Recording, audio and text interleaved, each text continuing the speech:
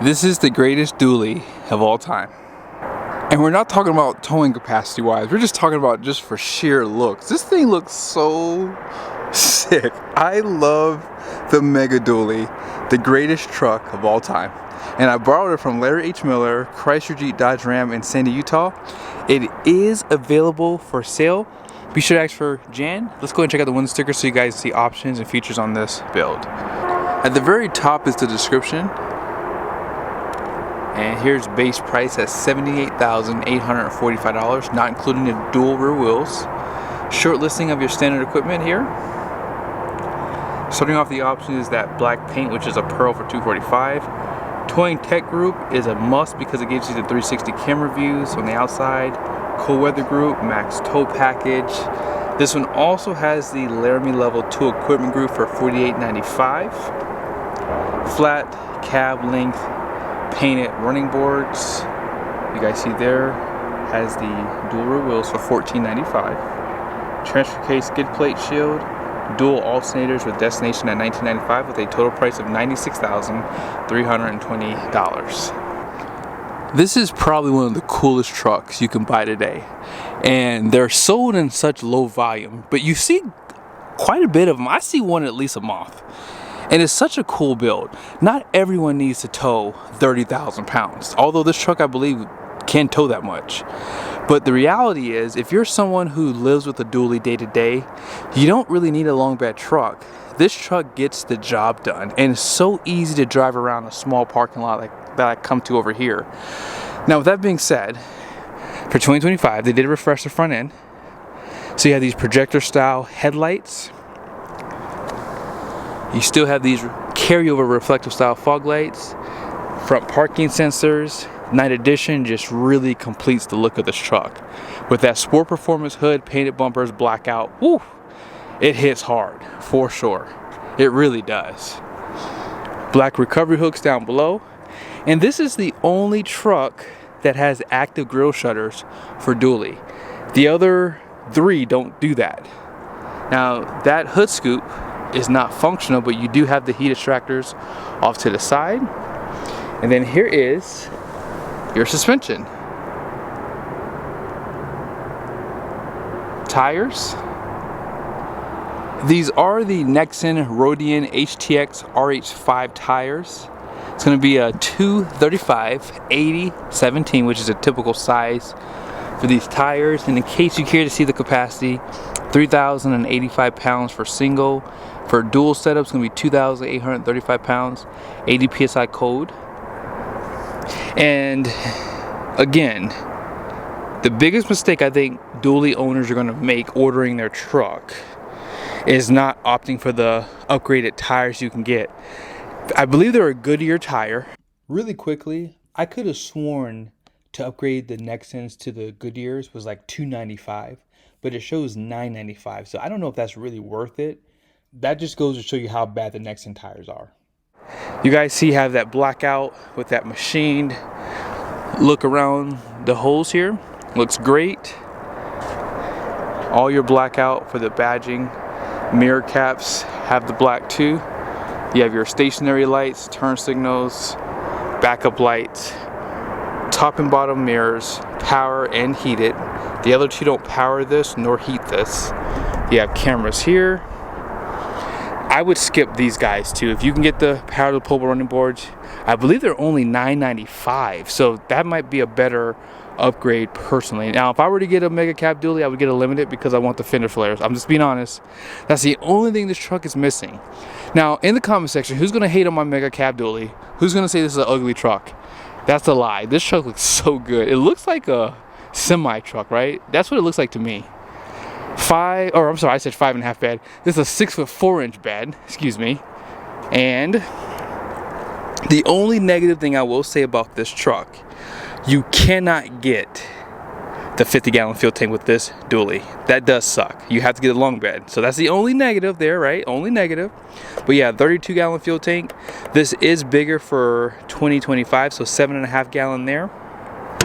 And I figure we might as well go ahead and look underneath, because you do have a skid plate now for that transfer case, which I recommend getting. There is your 32-gallon fuel tank. And by the way, you can only get this dually in this configuration with the mega cab. You cannot get it with the crew cab, because then it forces you to get that long bed. Full LED tail lights, parking sensors, class 5 hitch. You have your clearance light in the center there. By the way, your clearance lights off to the side are clear. And let's go ahead and step in the back. I did rinse this truck off, but when they're coming from Mexico, man, they are just dirty. Assisted tailgate.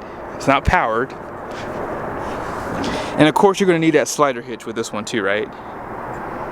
You have your 7-pin right there. And then you have your 12-way plug right there. 400 watts of power.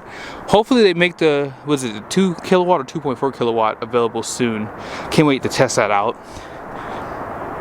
You're gonna need that slider hitch with this one, guys, just saying. And then up here, you only have one camera for bed view, power sliding glass with defrost, and this one did have the power sunroof. Really quickly, here are your leafs for the suspension. They give you 4 leaves in the main pack. You probably can see a sensor right there. That's your sensor for your air suspension. 342 rear with the anti-spin. This is your spare tire, has a black wheel. But when you get this truck with a shorter wheelbase with air suspension, it rides really, really good. Normally, the longer the wheelbase, the better it rides, but this truck rides good too. Now I want to hear from some of the owners out there. How are you enjoying this 2025 Ram if you own one currently? I've driven about 20 of these so far. This one, for some weird reason, is so nimble and quick and responsive. I don't know what it is.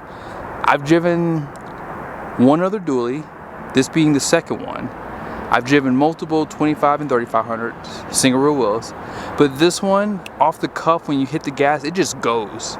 Now this one does have the dual alternators and 6.7 liter displacements. That has not changed.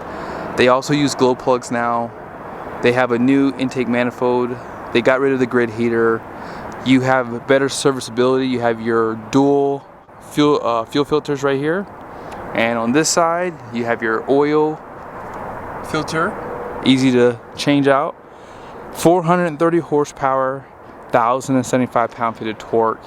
They have a CP8 fuel pump now for 2025 and larger intake and exhaust valves. I think that for right now, this is probably the most reliable diesel option if they fix the cam and lift the problems that they had in previous years. I cannot wait to show you guys the payload on this truck. It's pretty interesting. Now, I did a video on a limited long bed dually, and this mega cab has more payload, which in the past they did not have more payload, but there's a reason why I'm gonna mention it. Someone mentioned it in my last video and I should have mentioned it too, but I just forgot about it. But this is why you get a mega cab. So with this truck, you have great storage behind this second row. They give you this extra storage right here. On this side, that does open up, but there's really no storage there. You can also hang things right here. Also, if you want, you can put things below the seat here. Now, if you don't have anything under here and you want this all to go down like so, boom, it folds flat. And for those hot shotters out there or people who have big dogs, this is a huge area to put luggage, put a dog. You know, if you have a couple big dogs, I mean, this is huge. You guys see right here, outboard heated seats. You have the 4 USBs there, 115 volt power plug, a little bit of wood. But yeah, this is the best cab in the segment. The only thing, they just need to give it a bigger bed. Like, I think that if this dually had, even if it was like how GM has a 6'10" bed, this would be the perfect truck. And I think that proportionally it would look better for some people too. let's go ahead and drive this truck. I want to show you guys pretty much why you get a truck like this versus a long bed. I'm gonna put it in reverse so you guys can see. When you have the 14.4 inch display, this is a little bit bigger than it's been in the past. I'm gonna show you guys something. Now remember, this is a dually, right? And I'm gonna put the cameras back on so you guys can see this vehicle. Let's just do the 360, that way you guys can see. All right, I'm not all the way to the edge, but you have a tighter turn-in with this shorter truck. Now I feel like I could clear, but this ain't my truck, so I'm not gonna even risk it. But I think that if I was a little bit closer to the other edge, I could make a U-turn with this one. If this was a long bed truck, you would not be able to do that. And as I said earlier, this truck, it just seems so much easier to drive because it's not as long, right? So like maneuvering around, the only thing you have to think about extra is the hips. That's it. The hips are a little bit wider, so therefore you're gonna have to account for that. But man, this truck is so like peppy. I don't know what it is. I don't know if you guys even noticed it just now. I just hit the gas a little bit and boom, like, it just goes. It feels like it's like a sports car, like right there. Like there's no, oh my gosh, like there's just no stumble. And that is going with the new ZF transmission, but it's like, here, let me just try it again. I mean, I'm rolling a little bit, so this makes it worse. So here, it's just peppy. Now, this has the 8-speed transmission with the 342 rear. I have made some stinks about that. I really think that they should have at least gave us an option for a 373, especially for those who want to run the taller tires. But yeah, this truck feels very peppy. And this was actually sitting somewhere for a few weeks because I saw this one pop up on the website like probably a month ago, but it took it a lot longer to get here. But yeah, overall, like the readout for this is really nice. They give you a lot of temperatures. Like even that bump there, that wasn't too bad, but remember this is a dually, so you have 4 extra tires back there. But yeah, this truck is very peppy. Very peppy. Oh my goodness.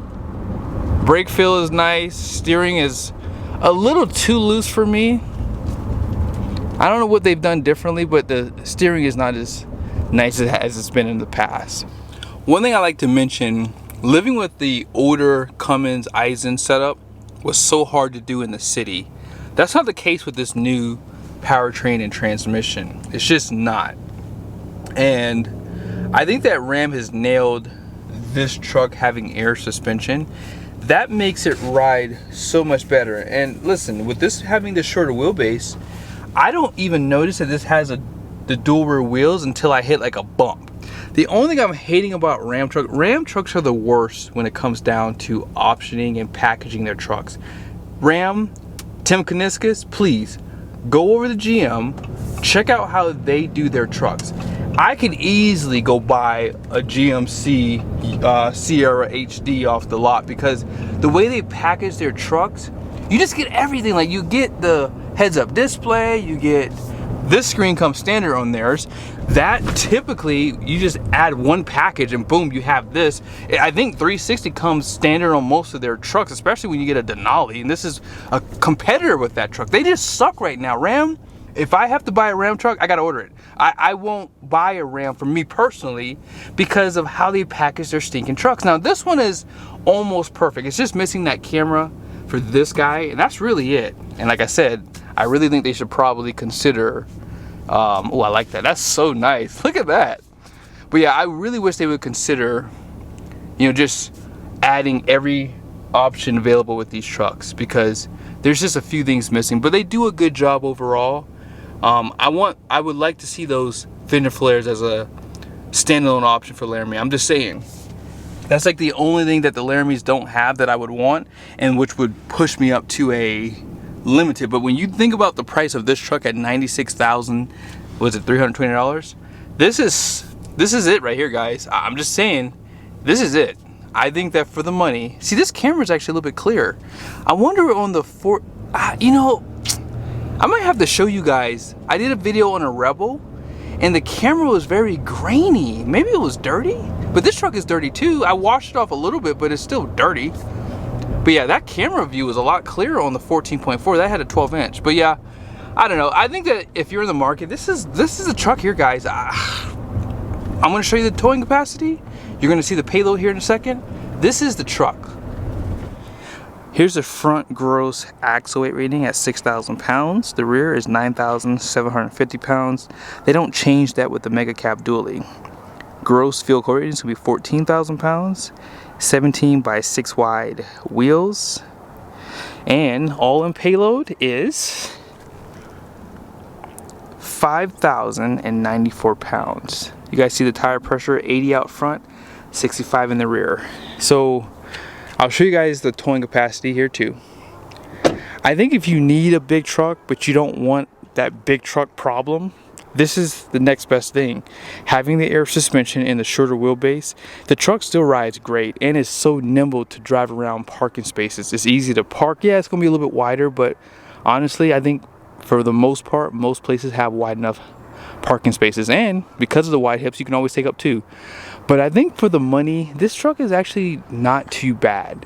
It can tow big numbers. It still has over 5,000 pounds of payload, and it looks really good. If I were to get a fifth wheel in the future, I would have to consider this. These trucks on 37s look absolutely the best. I think it looks better than my Chevy Silverado that I did on 37s, which was a dually. But be sure to subscribe to the channel if you haven't done so yet. Make sure the bell notification on. See you guys soon.